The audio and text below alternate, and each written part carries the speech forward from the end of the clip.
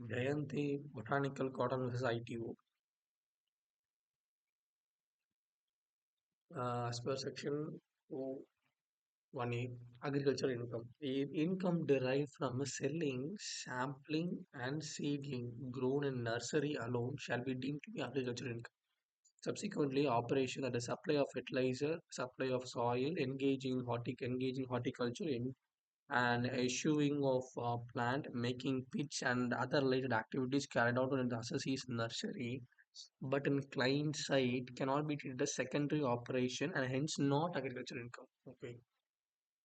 The tribunal observed that the primary operation done in assessee's nursery confined only will be regarding to growing plants and saplings.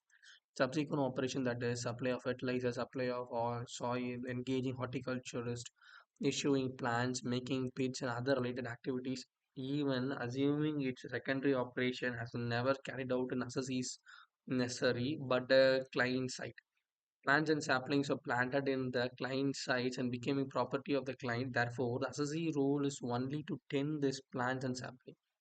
The service so performed is in the nature of maintenance and cannot be treated as secondary operation and a strict case of this term.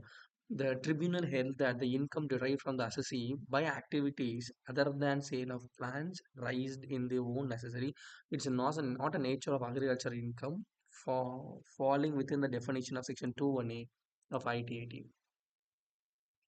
So if you have the summary, client has grown sampling and seedling, that is small trees. They have sold them, that is agriculture income. But additional to it, they're going to client site and installing that, that's not agriculture income. And skewing fertilizer, that's not agriculture income. Helping them to maintain their plants, they are getting some charges, that's not agriculture income, that's a different income. And issuing plant and making pots for the plants, that is not agriculture income, that is totally different income.